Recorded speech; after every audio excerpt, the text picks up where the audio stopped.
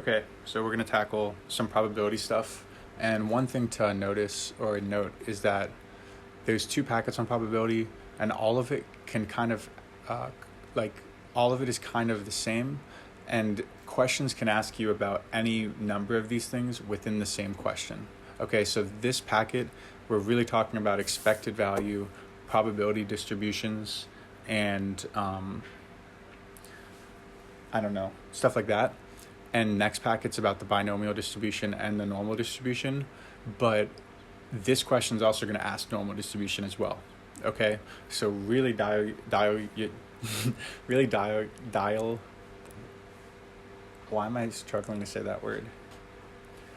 Really dial in for the next 6 lessons, because probability is fascinating too, and fun. So this question is talking about a charity where you pay a number of dollars to spin this wheel, and then you're going to get money based on where the spinner lands. Okay, terrible game for you if you're trying to win money, but a nice thing to do for charity. You have one shot at getting more than you spent, but the rest of the time you're losing money. Okay, so first it says let X represent the net contribution to the charity when a person plays the game once. We want to create a probability distribution of X. Okay, so we call like a probability distribution is just when certain outcomes are given probabilities. Okay, and it's a distribution because you could actually graph this, right? You can say that there's you could actually graph this, right? Because these are values, these are numerical values, and the probability is kind of like its frequency. So this, I think, should be pretty easy, at least. We want to figure out how likely is it that when you play the game once, and this is going to be pretty easy, but I think the hard part is knowing exactly what it's asking. So it's trying to figure out how much money the charity makes when you play the game. So if you land on 0, which let's just count it, 1, 2, 3, 4, 5, 6. So 6 out of 10 times you get no money back. So your entire $2 goes to the charity. Okay, so it's 6 out of 10, but that's a 60% chance. Okay, and then we could count the ones, because if you get $1 back, that means the charity just got $1. They still won. 1, 2, 3. So 0.3. And then that one time, you're going to cost the charity money, which is awesome, right? And the charity gets negative $8. So that's the distribution. And very, very quickly, like if the reason the graphing idea kind of confuses me is I'd probably graph it the other way, but like this is how much money the charity makes, and this would be the probability, right? It's skewed left because most of the time the charity's making money. So yeah, still a distribution. Okay, then B says, what is the expected value of the net contribution to the charity for one play of the game? And expected value is a buzzword for this topic. And expected value is actually super easy, probably like the most straightforward thing we've done all year. So if the probability question relates to expected value, I think that puts us in a good spot. But all you do to find expected value is you multiply the value to its probability and then add them up. And this is going to tell us, if the game is played, what does the charity expect to happen? Like how much money do they expect per game? And I went over the logic of this before. If the logic stuff is something that really interests you, you can find good explanations elsewhere. But it's like a weighted average, essentially, because we know 60% is the most common outcome, so this value gets multiplied to the highest value. And because this isn't that consequential, they're not losing money that often, it's multiplied to a smaller value. That's like the gist of it. As always, try to do math in your head. It's more satisfying that way.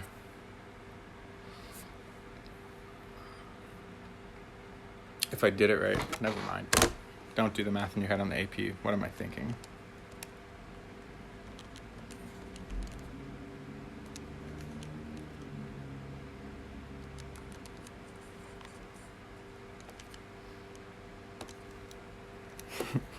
Yeah.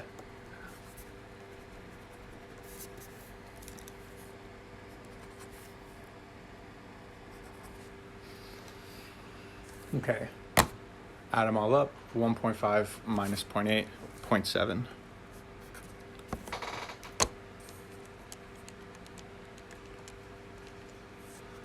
So what that means is the expected value is 0.7 or 70 cents.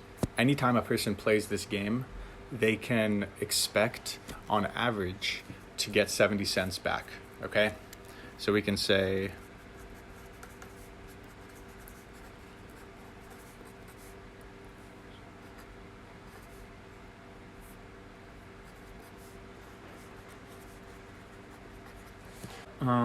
good. Now, this is where probability is going to start getting tricky. And this is the unit that relies a lot on logic, okay? Not a lot to memorize as much as you have to read every question at face value and try to deduct logically, okay? Because there's not, like, this is the formula you use, but then everything else is kind of like specific to the question. So it says for C, the charity would like to receive a net contribution of $500 from this game. What is the fewest number of times the game must be played for the expected value of the net contribution to be at least 500? So this is easy, but it's saying that they want to make $500. Their goal from this charity event is to make $500, but they only get 70 cents per game. So they're going to have to scam a lot of people out of their money to make this work. And all we have to figure out is how many people. And think about it like this. If this is how much each person needs to, like this is how much each person is giving them on average. And like, here's the little equation I'm going to do to solve this. I'm just thinking that if it's 70 cents per person, we need to figure out how many people we need for this to work. Okay, so this is at 0.7 divided by, so 500 divided by 0.7. Dude, there's no way that this many people would play this game. Like, it's got to be a fun game. Why would you play this? Okay, so most of the time we just keep an answer at face value, but in this case, it's saying what's the fewest number of times the game must be played for the contribution to be 500. So you can't have a decimal number of games being played. It's asking for the fewest number of games. So that has to be one higher, okay?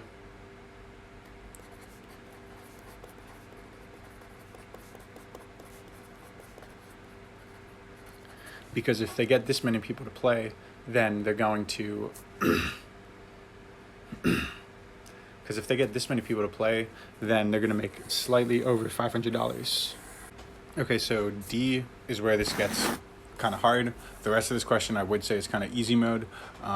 But D says, based on last year's event, the charity anticipates that the spin the pointer game will be played 1,000 times.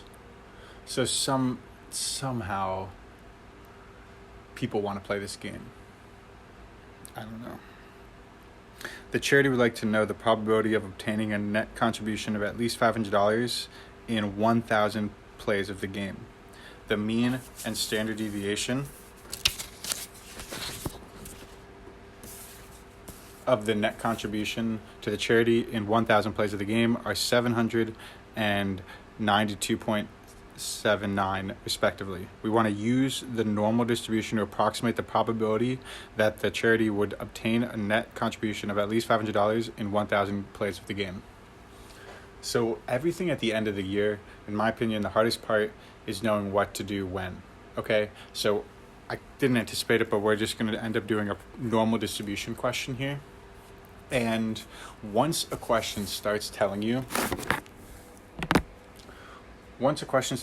stuff like the mean and the standard deviation together, like we've seen a lot at the end of the year, that's going to indicate some sort of normal distribution and z-score question, okay?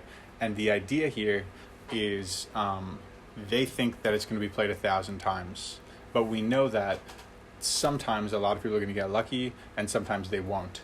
So just because the expected value of this is $700, it's telling us, doesn't mean that they're going to get $700. There's actually a range of numbers that could happen, okay? And we don't have to overthink this because it's just telling us to use the normal distribution to approximate it. So it's not asking us to draw the graph, but let's talk about it. First, the center.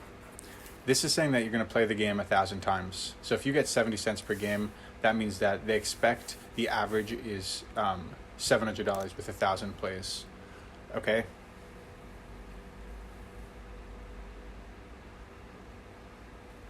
And then the second thing that it tells us is the standard deviation.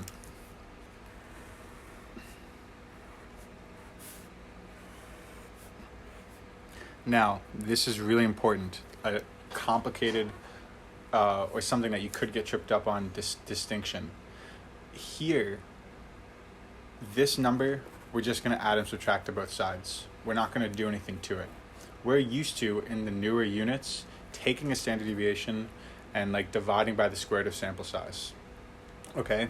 But this game, this thing is not talking about a sample. Okay? It's saying that we're playing it 1,000 times, but they didn't create a sample and find this mean and standard deviation. Okay, this is just what's expected to happen. So you have to be very clear that the only time you're going to divide here by the square root of sample size or anything like that is if you're trying to do inference related to a p, like finding a p-value, so doing a confidence interval or a significance test. If you're just solving a normal distribution question, you're going to take the answer at face value. Okay? So we're going to add and subtract this in both ways. That's how we could do this. It's not really going to affect the question too much. But we're trying to figure out how likely 500 is to occur. So let me do the bottom values for sure so that we see it.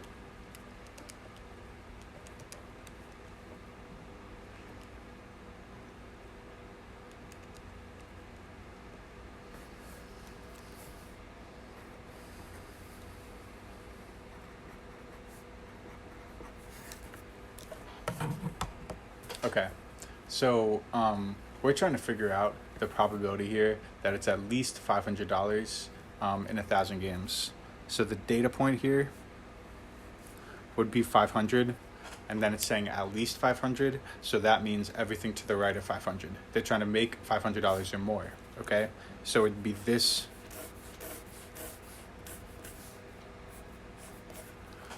part of our graph. And you don't need to graph it, okay? If you're good with the z-score formula, then you never need to graph extra times, okay? And all that means is, can you identify a data point, a mean, and a standard deviation from the graph to find a z-score, and then can you plug the z-score into the graphing calculator or the resource sheet, okay? So the mechanics of this was that the data point was 500 and the mean was 700.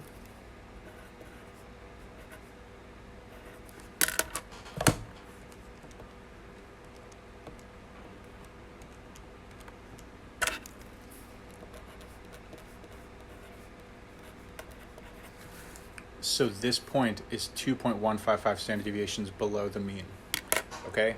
And let me do it on the calculator because it's here. And I'll be sure to cover it on the other stuff in tomorrow's packet.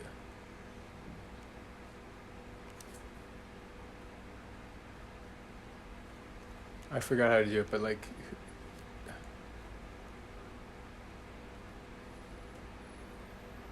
NPD or NCD. We're gonna use NCD, okay? The cumulative with no.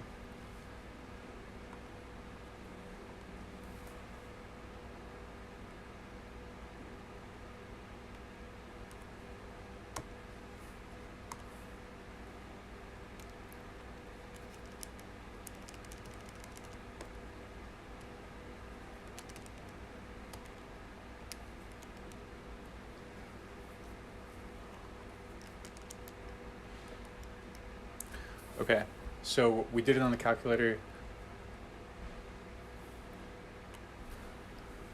Lower.